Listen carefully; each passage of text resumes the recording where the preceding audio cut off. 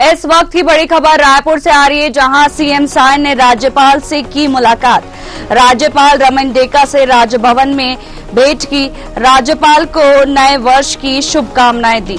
CM ने जशपुर के स्थानीय उत्पाद भेंट किए। राज्य हित से जुड़े विषयों पर भी चर्चा की।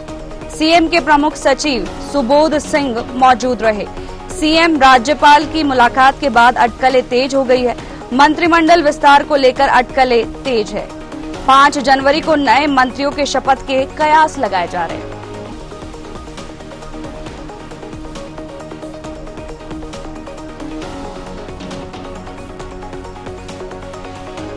वहीं इस पर ज्यादा जानकारी के लिए छत्तीसगढ़ से state head doctor Sanjay Shekhar ji जुड़ गए हैं। संजय जी, जैसे कि सीएम ने राज्यपाल से मुलाकात की है और जो अटकलें हैं काफी तेज हो गई है और सूत्रों से जानकारी मिली है कि मंत्रिमंडल विस्तार को लेकर भी चर्चा हुई है क्या? निश्चित तौर पर देखिए, वैसे राजभवन के सूत्र और मुख्यमंत्री सचिवालय के जो सूत्र है वो बता रहे हैं कि एक सौजन्य मुलाकात थी। नया साल प्रारंभ हुआ है तो छत्तीसगढ़ के मुख्यमंत्री विष्णुदेव साय ने राज्यपाल से मुलाकात करके उनको नए वर्ष की बधाई और शुभकामनाएं दी है और राजभवन सूत्रों की तरफ से भी यही कहा जा रहा है। लेकिन छत्तीसगढ़ में मंत्रिमंडल में जो है मंत्री के पद खाली है और लगातार जो है नए मंत्री के शपथ और मंत्रिमंडल के पुनर्गठन की चर्चाएं चल रही है। ऐसे में मुख्यमंत्री की मुलाकात को शपथ ग्रहण से भी जोड़ करके देखा जा रहा है और राजनीतिक प्रेक्षकों का मानना है कि संभव है कि मुख्यमंत्री ने नए मंत्रियों के शपथ के संदर्भ में भी राज्यपाल से चर्चा की हो और संभव है कि इस महीने जो है 5 से 7 तारीख के बीच में शपथ ग्रहण हो जाए। हालांकि यह भी कहा जा रहा है कि अभी जो है खरमास चल रहा है और 14 तारीख मकर संक्रांति के बाद शुभ दिन होता है, तो संभव है कि उसके बाद भी जो है वो शपथ की तारीख हो।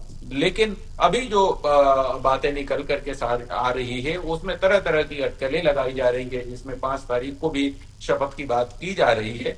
लेकिन न तो राजभवन की तरफ से और न ही मुख्यमंत्री सचिवालय की तरफ से इसकी पुष्टि हुई है। जी संजय जी, जैसे कि 2 मंत्रियों के नाम के कयास लगाए जा रहे हो, तो क्या हरियाणा के अंदर जैसे कि पद बढ़ाए गए थे तो यहाँ पर भी क्या पद बढ़ाए जा सकते हैं? देखिए, उस पर चर्चा हो रही है, लेकिन हरियाणा में जिस तरह की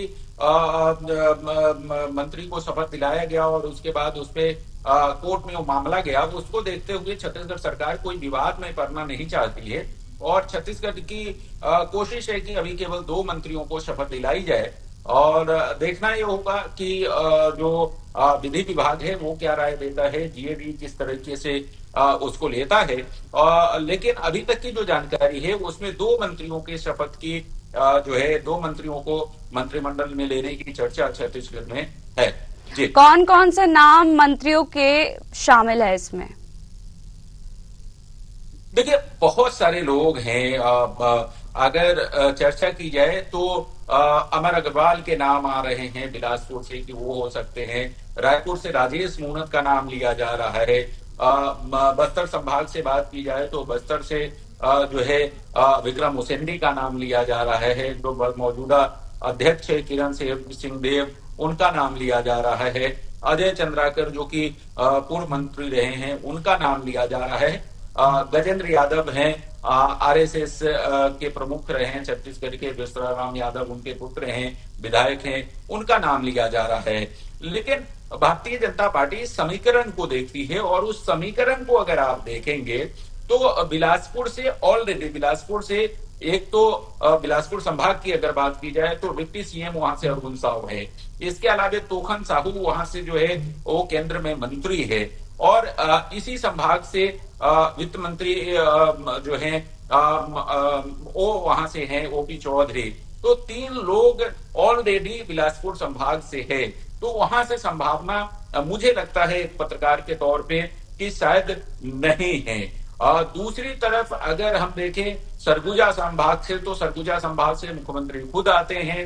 राम विचार नेताम वहां से कदावर मंत्री हैं, तो मंत्रिमंडल में शायद उन सरगुजा संभाग की भी कोई संभावना नहीं है।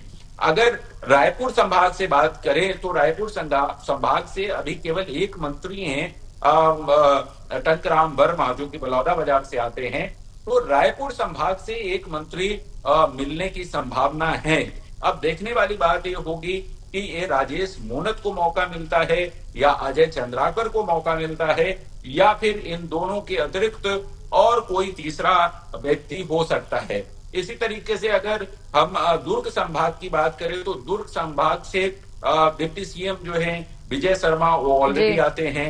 इसके अलावे पूर्व मुख्यमंत्री और छत्तीसगढ़ विधानसभा के अध्यक्ष डॉक्टर रमन सिंह, वो भी दुर्ग संभाग से आते हैं। तो दुर्ग संभाग से भी दो ऑलरेडी महत्वपूर्ण पदों पर हैं। तो मुझे नहीं लगता है कि दुर्ग संभाग से भी बहुत ज्यादा संभावना है। हालांकि आरएसएस यदि अपना वीटो लगाता है तो गजेंद्र यादव का नंबर लग सकता है।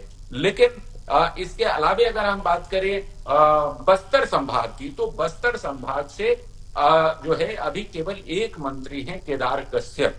तो ऐसी स्थिति में वहां से एक और मंत्री बनाया जा सकता है, लेकिन दावेदार वहां से कई हैं।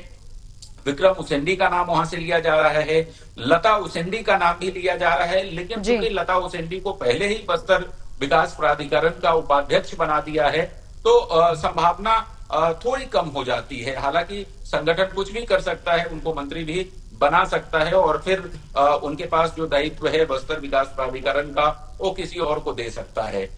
इसके अलावा जो बीजेपी के मौजूदा प्रदेश अध्यक्ष है किरण सिंह देव, वो भी चाह रहे हैं मंत्री बनना, और यदि उनको मंत्री बनाया जा सकता है तो संभव है कि अजय चंद्राकर को बीजेपी का प्रदेश अध्यक्ष बना करके संतुष्ट किया जा सकता है।